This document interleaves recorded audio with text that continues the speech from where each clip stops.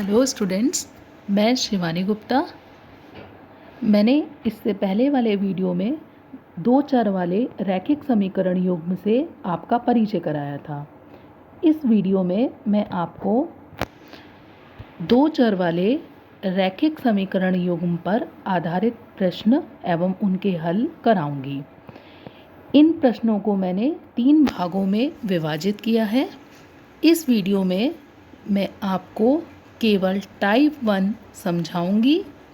Type 2 और type 3 आपको next video में मिलेगा। टाइप 1 में दो चरों वाले रैखिक समीकरण पर आधारित कुछ प्रश्न एवं उनके हल को रखा है, जिसमें प्रश्न नंबर 1 है समीकरण 2x + 3y = 4.37 को ax + by + c = 0 के रूप में लिखिए और प्रत्येक स्थिति में a, b, c के मान बताइए।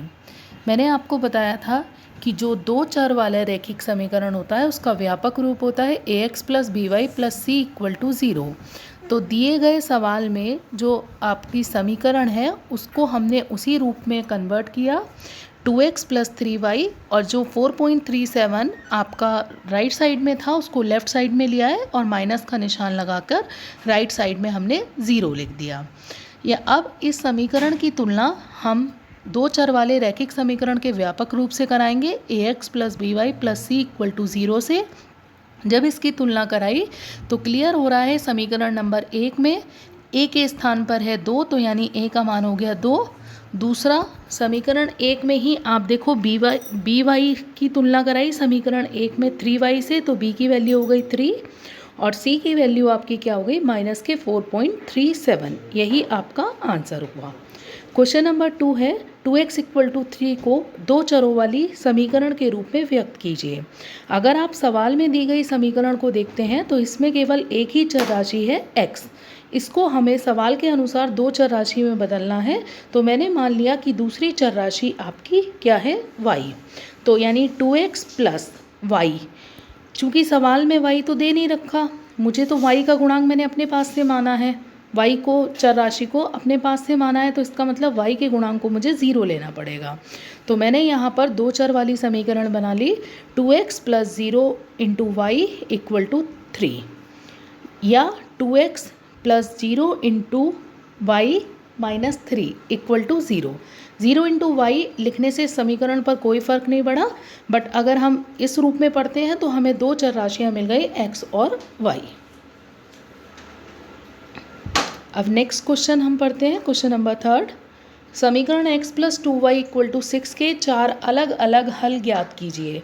अगर इस तरीके से दो चर वाला आपको समीकरण दे रखा हो और उसके हल पूछे जाएं तो हमेशा दो चीज़ें याद रखना कि x का मान 0 रख के y का मान निकालना, दूसरा y का मान 0 रखकर x का मान निकालना। इससे आपको आसानीपूर्वक दो मान मिल जाएंगे। बचे हुए मानों को निकालने के लिए आप x के स्थान पर कुछ भी रख सकते हैं समीकरण में, और x के स्थान पर समीकरण में कुछ भी रखने पर आपको y का मान प्राप्त हो जाएगा। जैसे कि देखो पहला मान मैंने निकाला है तो उसमें x = 0 रखा है। जब दी गई समीकरण में x का मान 0 रखा तो हमारे पास हो गया 2y = 6 और y की वैल्यू आ गई 3। दूसरा मान निकालने के लिए मैंने दी गई समीकरण में y = 0 रखा। जब y = 0 रखा तो x = मेरे पास आ गया 6। ये दो मान आसानीपूर्वक मेरे पास आ गए हैं। तीसरा मान निकालने के लिए मैंने x = रखा 1 दिए गए सवाल में। जब x की वैल्यू 1 रखी तो हमारे पास हो गया 1 + 2y = 6 और 2y = हो गया 6 - 1 यानी 2y = 5। y = हो गया 5/2 = 2.5। चौथा मान निकालने के लिए मैंने x के स्थान पर 2 रखा दी गई समीकरण में। जब x के स्थान पर 2 रखा तो हमारे पास आ गया 2y = 4 और y = आ गया 2। इस तरीके से हमें 4 मान प्राप्त हो गए। इनको मैंने कंबाइंड तरीके से एक टेबल में शो कर दिया है। ऊपर लिखा है x, नीचे लिखा है y।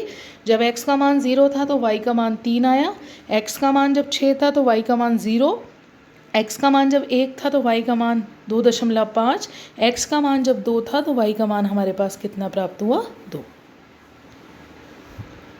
अब क्वेश्चन नंबर 4 की तरफ हम चलते हैं। क्वेश्चन नंबर 4 में कहा है क्या 4, 0 समीकरण x - 2y = 4 का हल है। कोई भी निर्देशांक किसी भी समीकरण के हल तब होंगे जब उन निर्देशांकों की वैल्यू समीकरण में रखने पर हमारे पास राइट हैंड साइड प्राप्त हो जाए। यहाँ पर समीकरण दे रखी है x minus 2y equal to 4 और हमारे पास निर्देशांक दे रखे हैं 4,0। यानी इस समीकरण की लेफ्ट हैंड साइड में अगर मैं x के स्थान पर 4 और y के स्थान पर 0 रखती हूँ और हमारे पास अगर राइट हैंड साइड अर्थात 4 निकल के आ जाता है तो हम कह सकते हैं कि दिए गए समीकरण का हल होगा 4,0। जब मैंने इस वैल्यू को रखा तो x के स्थान पर 4 रखा और y के स्थान पर 0 रखा LHS साइड में, तो मैंने देखा कि सॉल्व करने के बाद वैल्यू मेरे पास 4 निकल के आ गई है, जिससे क्लियर हो गया है कि ये हमारी राइट हैंड साइड है। और जब left hand side right hand side के बराबर हो गई तो हमने कह दिया कि 4,0 दी गई समीकरण x minus 2y equal to 4 का हल है।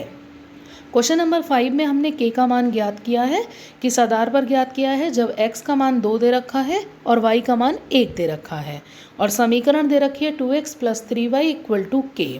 अब उसने ये कहा है कि ये दोनों x और y के मान इसके एक हल हैं, तो x के स्थान पर 2 रख दो दी गई समीकरण में और y के स्थान पर 1 रखा। जैसे ही x के स्थान पर 2 और y के स्थान पर 1 रखा तो मेरे पास k का मान निकल के आ गया 7। यही आपका आंसर हुआ। क्वेश्चन नंबर 6 ये कह रहा है y equal to 3x plus 5 का एक अद्वितीय हल होगा, केवल 2 हल होंगे, अपरिमित रूप से अनेक हल होंगे। बच्चों, जब मैंने आपको थ्योरी समझाई थी इससे पहले वाले वीडियो में तो उसमें भी ये बताया था अगर एक चर राशि वाला रैखिक समीकरण होता है तो उसका हमेशा एक हल होता है, यानी एक अद्वितीय हल होता है। अगर 2 चर राशि वाला रैखिक समीकरण हम लेते हैं तो अगर उसे ग्राफ पर प्रदर्शित करते हैं तो वह एक सीधी रेखा प्राप्त होती है, जिससे हम कह सकते हैं कि उसके अपरिमित रूप से क्या होंगे, अनेक हल होंगे। तो y equal to 3x plus 5 को देखने पर मुझे क्लियर हो रहा है कि ये 2 चर राशि वाला रैखिक समीकरण है, क्योंकि इसमें 2 चर राशियाँ x और y हैं। तो यानी कि इसमें इसके कितने हल होंगे, अपरिमित रूप से अनेक हल होंगे। अब हम पढ़ेंगे question number 7, x plus y equal to 7 का आलेख खींचिए। यानी 2 चर राशि वाला रैखिक समीकरण दे रखा है, उसका ग्राफ अर्थात आलेख खींचना है। तो इसके लिए आपको सबसे पहले x और y के मान को रखकर एक टेबल बनानी है। टेबल में कम से कम 2 मान होने चाहिए, ज़्यादा से ज़्यादा आप कितने भी ले सकते हैं, लेकिन कम से कम 2 ज़रूर होने चाहिए। अब यहाँ पर वही मैंने रूल फॉलो किया कि जैसे कि अभी पहले क्वेश्चन नंबर 3 में मैंने आपको समझाया था, x के स्थान पर 0 रखा तो y का मान 7 आ गया। दूसरा मान प्राप्त करने के लिए मैंने y के स्थान पर 0 रखा तो x का मान मेरे पास 7 आ गया। यानी मेरे पास एक निर्देशांक आ गए 0,7 और दूसरे आ गए 7,0। जब मैंने 2 चर राशि वाले रैखिक समीकरण को ग्राफ पर प्रदर्शित किया इन निर्देशांकों के द्वारा तो वहाँ पर मुझे एक सीधी रेखा प्राप्त हुई, जैसा कि आपको चित्र में दिखाया गया है। यहाँ पर एक ग्राफ पेपर है, आप ध्यान से देखो, इसमें आपको दिखा भी रखा है कि एक सीधी रेखा प्राप्त हो रही है। एक्स अक्ष पर निर्देशांक दिखा रखे 7,0। देखो एक्स अक्ष पर कितना चला है, ये 7 ही चला है, 2, 2 4, 2 6 और 1 7। और y अक्ष पर मान 0 है। दूसरा निर्देशांक क्या था, 0,7। यानी x अक्ष पर आपको 0 चलना है और y अक्ष पर कितना चलना है, 7। इन दोनों बिंदुओं को जब आपने मिलाया तो देखा एक सीधी रेखा प्राप्त हुई, एक सरल रेखा प्राप्त हुई। यही x plus y equal to 7 का आलेख है। अब हम क्वेश्चन नंबर 8 पढ़ेंगे। एक नोटबुक की कीमत एक कलम की कीमत से 2 गुनी है। इस कथन को निरूपित करने के लिए 2 चरों वाला एक रैखिक समीकरण लिखिए। ये एक वर्ड प्रॉब्लम है। इसमें उसने कह रखा है कि नोटबुक की कीमत जो है वो कलम की कीमत की दुगनी है। तो ऐसे सवालों को करने के लिए हमें मानना पड़ता है। तो मैंने मान लिया कि नोटबुक की कीमत है आपकी x और कलम की कीमत है y रुपये।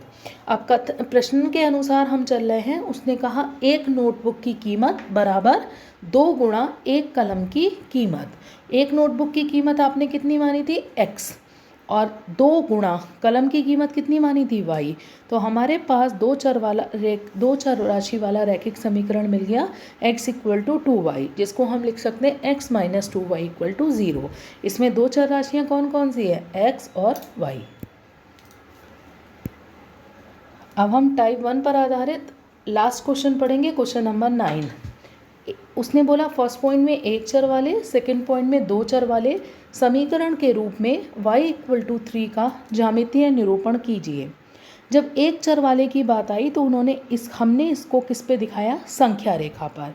y इक्वल टू 3 है, यानी मैंने y अक्ष को ड्रॉ किया, और y अक्ष को जब ड्रॉ किया तो मुझे पता है, मैंने आपको पहले ही बता रखा है कि मूल बिंदु से ऊपर y अक्ष पर जब हम जाते हैं तो वहाँ पर प्लस होती हैं सारी वैल्यूज़, और ज़ीरो से अगर हम नीचे की तरफ जाते हैं तो वहाँ पर सारी वैल्यूज़ की y में क्या होती है, माइनस होती है।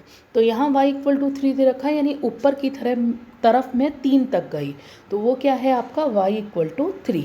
ये एक चर वाला ज्यामितीय निरूपण है। उसके बाद दो चर वाले, चर x और y वाले रैखिक समीकरण के रूप में y इक्वल टू 3 को 0 into x plus y equal to 3 के रूप में लिख सकते हैं। हमारे पास बच्चों क्या दे रखा था, y इक्वल टू 3। अगर इसे दो चर राशि में बनाना है तो आप इसको ऐसे भी तो लिख सकते हैं, 0 into x plus y equal to 3। 0 into x अगर आप इसको सॉल्व करेंगे तो वैल्यू कितनी आएगी, 0। लेकिन अगर हम दूसरी तरीके से इसको देखें तो हमारे पास ये कैसा समीकरण मिल गया, दो चर राशि वाला रैखिक समीकरण, क्योंकि इसमें दो चर राशियाँ आपकी क्या क्या आ रही हैं, x और y। अब क्या करा इन्होंने, इसे एक रेखा से निरूपित किया जाता है। बिल्कुल सही बात है, दो चर राशि वाले अगर रैखिक समीकरण का हम ग्राफ पेपर पर ड्रॉ करें तो हमेशा एक सरल रेखा आती है। अब आगे मैंने लिखा है, अब x के सभी मान मान्य होते हैं क्योंकि 0 इंटू एक्स सदा ही शून्य होता है। बिल्कुल सही बात है, x का आप कोई भी मान ले लो, चूँकि x के गुणांक के साथ x का जो गुणांक है वो 0 है, तो उस अगर 0 की किसी भी संख्या से गुणा करेंगे तो हमेशा क्या आएगा, 0। फिर भी y को संबंध y इक्वल टू 3 को अवश्य संतुष्ट करना चाहिए, यानी जो y का संबंध है वो y इक्वल टू 3 को अवश्य ही संतुष्ट करना चाहिए। अब इसके लिए हमने क्या किया, आलेख ए बी एक्स अक्ष के समानांतर एक रेखा है जो ऊपर की तरफ 3 एकक दूरी पर है। इसके लिए हमने दो अक्ष ले ली, एक एक्स अक्ष और एक वाई अक्ष। चूँकि उसने दे रखा है y इक्वल टू 3, यानी y अक्ष पर आपको कितना दूरी चलनी है, 3 इकाई दूरी। तो 3 आपने दूरी ली और यहाँ पर एक समानांतर रेखा खींच दी। समानांतर रेखा इसलिए खींची क्योंकि उसने y अक्ष पर ही बात की है।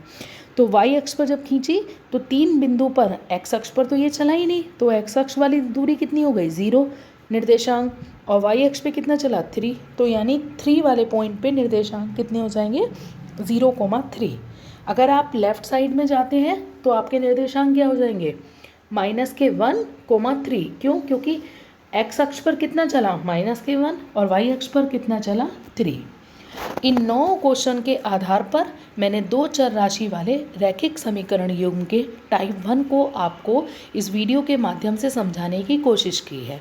अगले वीडियो में मैं आपको टाइप 2 के बारे में समझाऊंगी, जो कि दो चर राशि वाले रैखिक समीकरण युग्म के हलों पर आधारित है, साथ ही साथ उनको सॉल्व करने की विधियों पर आधारित है।